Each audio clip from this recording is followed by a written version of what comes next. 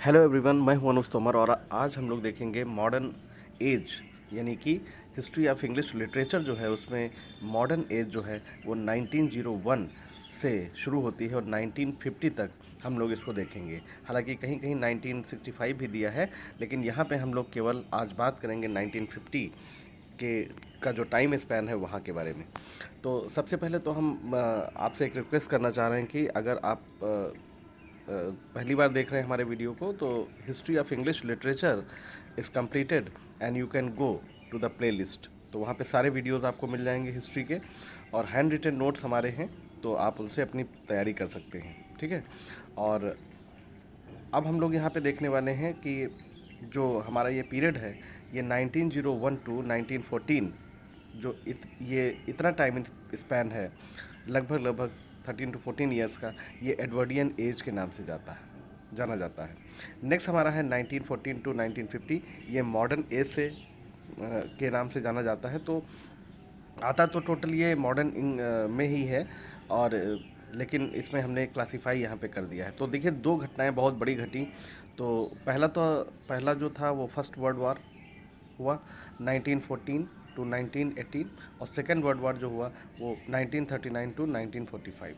तो ये जो दो घटनाएं हुई, इनका इम्पैक्ट क्या पड़ा, there came great impact on the society.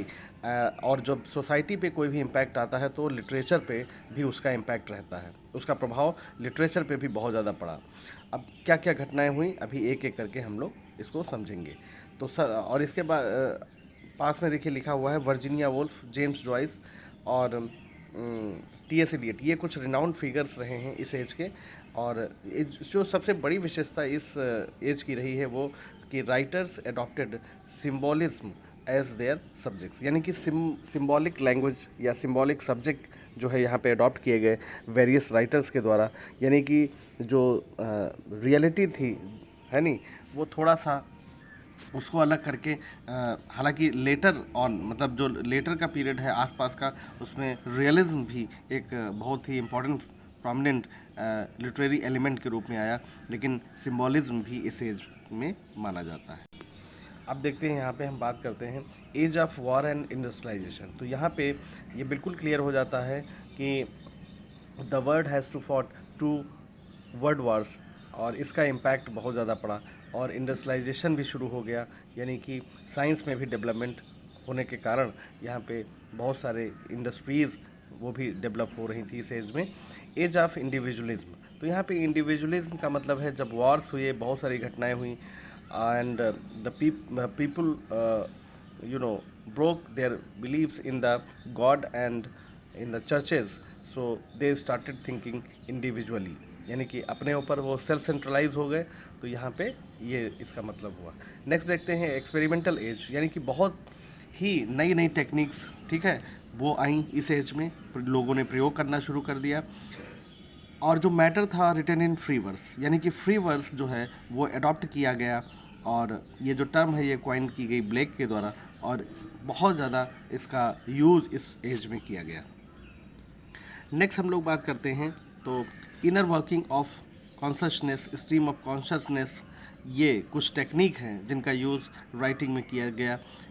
एब्स्ट्रैक्टी और James Joyce, Virginia Woolf, T S. Eliot, known as experimental authors, और इन सभी को जो कि ये थे जो भी पोएट या राइटर्स, इनको एक्सपेरिमेंटल ऑथर्स के रूप में कंसीडर किया गया।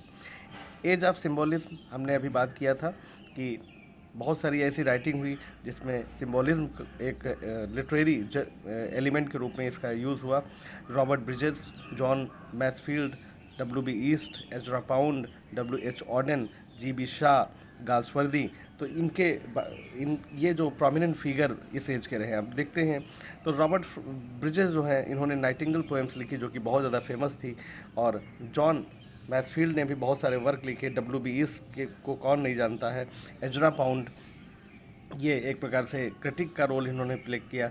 W.H. ऑडेन बहुत अच्छे एक प्रोमिनेंट जो है राइटर रहे इस फिगर के। G.B. शाह जो है, इनको नेक्स्ट टू शेक्सपियर माना जाता है, यानी कि अगर ड्रामास की बात करें तो इन्होंने लगभग 55 ड्रामाज जो है लिखे, जो कि एक बहुत बड़ी संख्या मानी जाती है।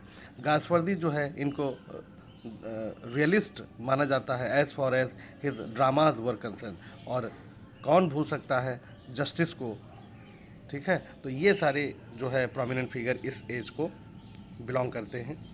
अब नेक्स्ट देखते हैं James Joyce is famous for his experimental use of language and exploration of new literary methods, ठीक है। Interior monologue, pun, allusions in his novels, especially Ulysses, ठीक है, 1922 एंड फिनिगेंस 1939। तो जेम्स जॉयस जो है अपने जो एक्सपेरिमेंटल यूज़ थे उसके लिए बहुत ज़्यादा फेमस थे। कुछ इंपॉर्टेंट वर्क भी हमने यहाँ पे बात की है। नेक्स्ट देखिए वर्जीनिया वुल्फ है, known for her use of stream of consciousness, ठीक है, और destructive nature of reality, artistic sincerity and integrity and feminisation of English novel. यानी कि अगर फेमिनिज्म कोई लेके आया इंग्लिश लिटरेचर में मॉडर्न एज में तो वो वर्जीनिया वुल्फ थी। और इन्होंने एक प्रकार से एक जो मेल जो राइटर्स थे उनके बीच में अपनी एक जगह बनाई, ठीक है। तो ये इनके बारे में। नेक्स्ट हम लोग बात करते हैं। अब देखिए अभी तक कोई बेसिक चीज़ें हम लोगों ने देखी। अब हम लोग यहाँ पे बात करने वाले हैं मॉडर्न इंग्लिश हिस्ट्री जो है, तो उसमें हिस्टोरिकल बैकग्राउंड क्या हुआ, क्या क्या चीज़ें इसमें बदली। तो इसमें देखिए spirit of interrogation and science, यानी कि जो लोगों में है वो एक ऐसी भावना जगी कि लोगों ने क्या किया कि they started questioning to each other, यानी कि एक दूसरे से प्रश्न पूछना शुरू कर दिया। एज ऑफ साइंस आ गई, यानी कि डेवलपमेंट हुआ, इंडस्ट्रियलाइजेशन हुआ। Due to world wars people did not believe blindly और followed religion and its practices, यानी कि जो लोग थे उन्होंने जो ब्लाइंडली फॉलो करते थे रिलीजन को उसको बंद कर दिया। And they started questioning and there came reasoning in their mind, यानी कि प्रश्न पूछने लगे और कोई भी चीज़ ऐसे ही नहीं फॉलो करते थे, ठीक है। पहले वो रिलीजन को ब्लाइंडली फॉलो करते थे, लेकिन यहाँ पे बहुत सारे चेंजेस देखने को मिलते हैं। People lost the faith in God and church authorities, और लोग जो थे उन्होंने कहीं ना कहीं ईश्वर में थोड़ा सा विश्वास खोया इससे, क्योंकि बहुत सारी ऐसी घटनाएं हुई, लोगों की नौकरियां चली गई, लोगों से लोग उनके जो अपने थे वो बहुत ज़्यादा जुदा हो गए, क्योंकि जो वर्ल्ड वार हुआ उसमें बहुत सारे बहुत लोगों ने खोया। तो ये सारी चीज़ें आपको देखने को मिलती हैं। तो लोगों ने चर्च अथॉरिटीज़ जो थी, जो पहले वो ब्लाइंडली फॉलो करते थे, उनसे भी क्वेश्चनिंग शुरू कर दी। एनेक्सिटी एंड फ्रस्ट्रेशन, तो इसमें देखिए both anxiety and frustration became compulsory element in the society. Anxiety और फ्रस्ट्रेशन समाज में आ गया, लोग परेशान रहने लगे इसलिए क्योंकि वर्ल्ड वार हुए और बहुत सारे इमोशनल, साइकोलॉजिकल, फिजिकल, है नहीं, इस तरह के बहुत सारे चेंजेस आए, है नहीं, लोगों में। तो इससे भी बहुत ज़्यादा इम्पैक्ट पड़ा। नेक्स्ट देखिए society became fragmented due to two world wars, sentiments, emotions were lost its importance, यानी कि जो आदमी बहुत शांत रहता था, सोच विचार में विश्वास करता था, इमोशंस जो है उसके जो थे, ठीक है, तो उनमें बहुत एक बड़ा परिवर्तन हुआ। कहीं ना कहीं वो जो इमोशंस थे वो नेचुरल नहीं रहे और उनमें एक जो है बहुत ज़्यादा चेंज आया, ठीक है। नेक्स्ट देखते हैं the poor and working class became the main theme for dramas and novels. Drama के लिए जो सब्जेक्ट ड्रामा के लिए चाहिए होता है, तो आप ये समझ लीजिए कि जो राइटर्स थे उन्होंने जो वर्किंग क्लास जो लोग थे, सोसाइटी थी, उसमें से कैरेक्टर निकालना शुरू कर दिया, उसमें से कहानियाँ निकालना शुरू कर दिया। तो known as realistic element in the literature. और इसीलिए बहुत सारे ऐसे राइटर हैं जैसे जीबी शाह हैं और गाल्सवर्दी हैं आपके, और इसके अलावा वर्जीनिया वुल्फ हैं, और भी बहुत सारे ऐसे प्रोमिनेंट फिगर रहे हैं जिन्होंने रियलिस्टिक, हेनरी किप्सन है, बहुत ज़्यादा फेमस नाम इनका रहा है हेनरी किप्सन का। तो इन्होंने बहुत सारी चीज़ें रियलिस्टिक ड्रामा के रूप में यहाँ पे अडॉप्ट की, मतलब समाज से ही चीज़ें ली। नेक्स्ट देखते हैं मार्क्सिज्म एंड सोशलिज्म। तो इसमें देखिए many social and economic changes came in the society. Money became the most prominent factor in the society. Money यानी कि पैसे का बहुत बड़ा रोल हो गया, ठीक है, बहुत सारे परिवर्तन सामाजिक और आर्थिक आ गए। Russian revolution 1917 led to the establishment of the communist government. Communist government आ गई रशिया में, तो इसका भी एक बहुत ज़्यादा प्रभाव वहाँ की समाज पे पड़ा, और दुनिया में भी जो है मार्क्सिज्म जो है वो थोड़ा सा प्रभाव में आया। अब देखते हैं USA came in power because British economy collapsed. USA जो था उसने पार्टिसिपेट किया एक पॉजिटिव वे में, और वो ब्रिटिश इकॉनमी चूँकि कोलैप्स हो चुकी थी तो उसकी जगह जो है इमर्ज्ड हुआ। एक इमर्ज का मतलब होता है कि प्रकाश में आया एक प्रकार से। तो यूएसए जो है became much powerful than other country.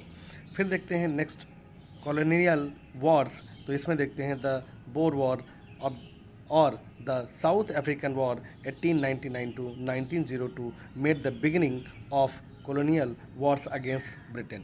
यानी कि ब्रिटेन के खिलाफ जो लड़ाई शुरू हुई वो 1899 से 1902 के बीच में ये साउथ अफ्रीका से शुरू हुई, और ये लड़ाई पूरे वर्ल्ड में बढ़ती ही चली गई।